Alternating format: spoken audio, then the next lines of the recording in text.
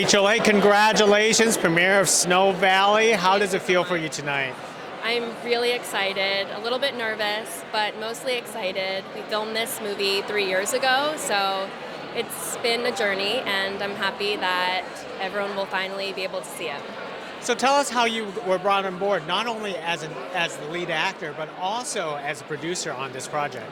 Yeah, so I guess August 2020 is when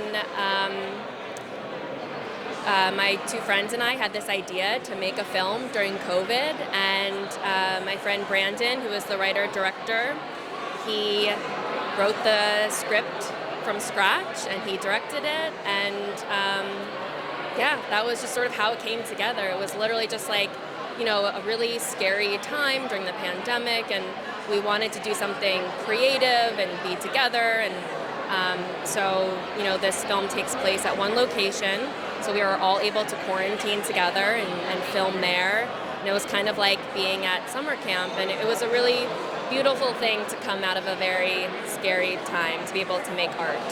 So it sounds like a very close-knit group of friends making this film, and tell us about making the film with friends and family, and also with the late Brandon, who made his directorial debut. Yes, it was, it's interesting because I had been friends with Brandon and Justice for like 6 years, and we had just always been friends and never really thought about working together necessarily, and so this was sort of the first project that we did together, and I think we made a really good team during the filming of it. We all brought different strengths to the project, and mostly just good energy. Brandon called us the Three Amigos, so that was kind of the vibe on set.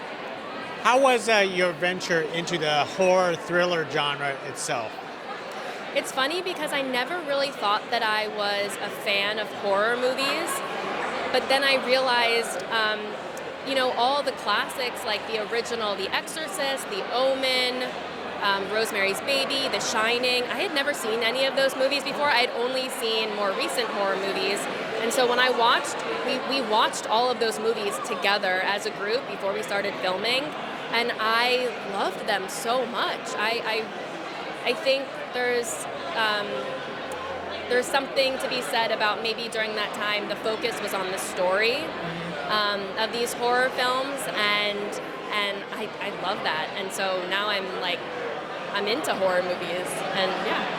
I know it's kind of funny is because you have one of the biggest horror icon in Barbara Crampton in your film.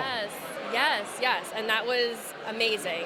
I mean, yes, she is a horror icon, and it was really cool that she came on board, and she was lovely to work with, and yeah. Tell us about this one location shot, this lodge, because it looks creepy itself. It looks huge and creepy. Yeah, I mean, I think the house is definitely a character itself, especially, a house in the mountains with the snow and the wind. There's sounds in the middle of the night. You're never really sure what it is, and so yeah, the house definitely brings a mysterious, scary element to it. Now, and in the case, tell us about your love of doing indie projects like this.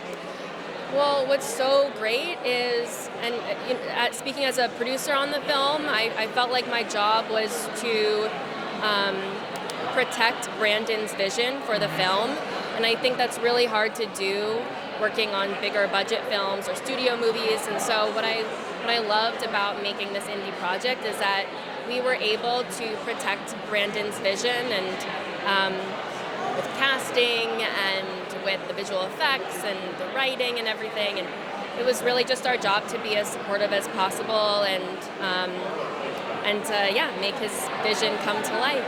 Most excellent. One last thing before I let you go, Rachel. How's your skiing abilities?